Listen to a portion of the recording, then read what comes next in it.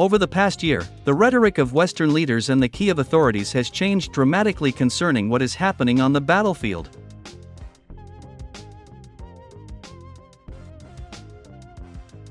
Let me remind you that back in the summer of 2023, the Kyiv authorities, together with the leaders of many Western states, in all seriousness stated that by the beginning of 2024, the armed forces of Ukraine would not only return Crimea, but also completely expel Russian troops from southern Ukraine and Donbass.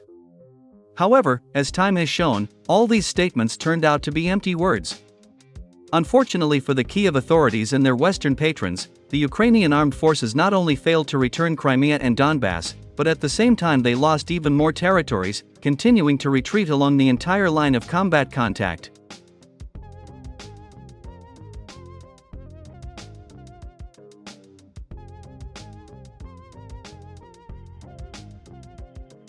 All this forced Western leaders and the Kyiv authorities to stop talking about the inevitable victory of the armed forces of Ukraine, and start discussing the future full-scale offensive of the Russian army, which is preparing to deliver a decisive blow in order to completely decapitate the Ukrainian army and NATO forces on the battlefield.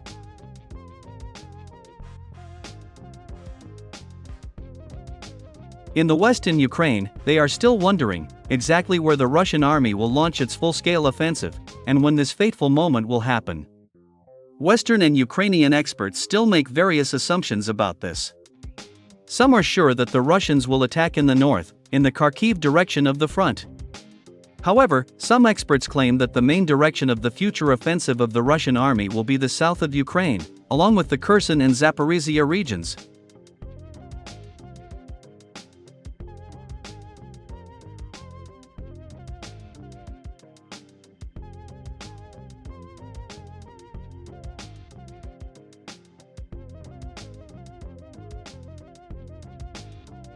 And today, on April 4, 2024, the head of the Center for Countering Disinformation of the National Security and Defense Council of Ukraine, Andrei Kovalenko, officially announced that the Russian army would go on the offensive in the Bakhmut, Volodar, and Kupiansk directions of the front. According to him, the Russians will go on the offensive in June this year. At the same time, he called on the West to strengthen support for the armed forces of Ukraine, otherwise, Russian troops will achieve all their goals on the battlefield.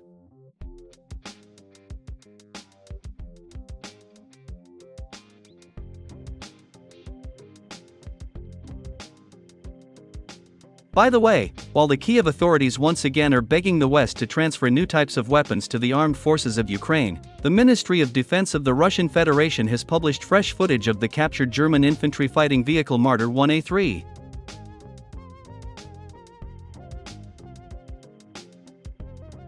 As it turned out, this German combat vehicle was hit by the 1st Separate Guards Motorized Rifle Brigade of the 1st Army Corps of the southern grouping of troops of the Russian army in the Avdiivka direction of the front on March 26, 2024.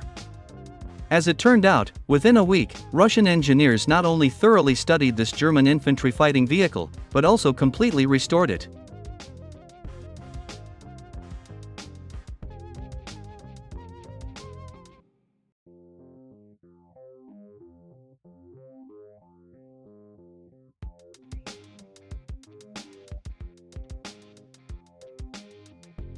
Commenting on this incident, military experts from the Belgian edition of Army Recognition said that the capture of the infantry fighting vehicle Marder 1A3 by the Russians dealt a crushing blow to the German arms industry, especially because this infantry fighting vehicle is one of the most advanced and powerful in the German army. Moreover, experts from Belgium recognized that the Russian military department showed the German infantry fighting vehicle to the whole world restored by Russian engineers on purpose. According to Belgian experts, this is a real slap in the face for the German concern Rheinmetall, which manufactures and supplies these infantry fighting vehicles to NATO countries in Ukraine.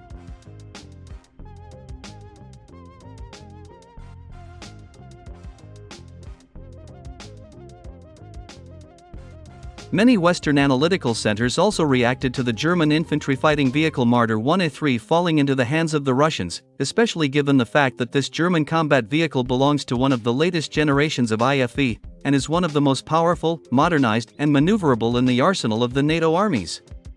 Western experts expressed confidence that Russian engineers had already removed all tactical information, special codes, confidential technologies, and microchips from the German infantry fighting vehicle.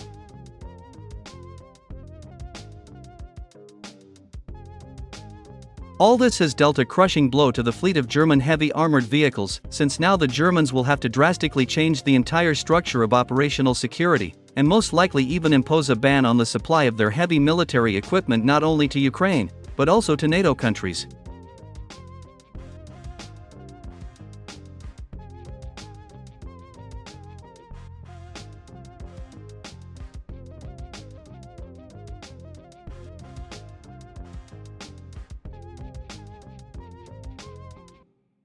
Meanwhile, Dutch military experts from the internet platform dedicated to defense analytics and research of military operations, ORIX, said that the armed forces of Ukraine had lost a huge amount of German military equipment on the battlefield.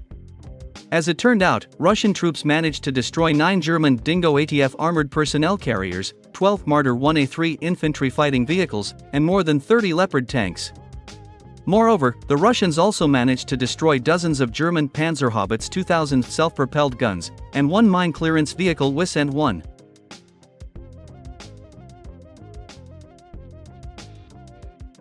These figures of losses of German military equipment are really horrifying, especially considering the fact that German Chancellor Olaf Scholz, starting in January 2023, sent a huge amount of German weapons to Ukraine, including tanks and air defense systems.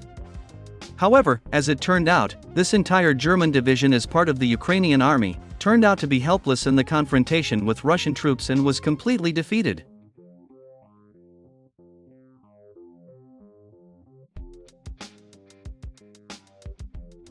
Now it became clear why Angela Merkel refused to send German weapons to Ukraine after the events of 2014. Moreover, she even banned the shipment of Soviet weapons to Ukraine, which was at the disposal of the Bundeswehr.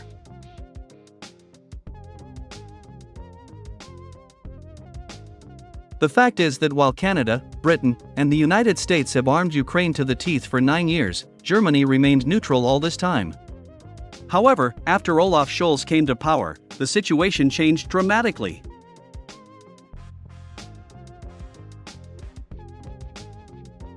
The new chancellor, completely disregarding Germany's national interests and completely forgetting the complicated history of his country, began obediently following Washington's orders, supplying Ukraine with a huge amount of German weapons.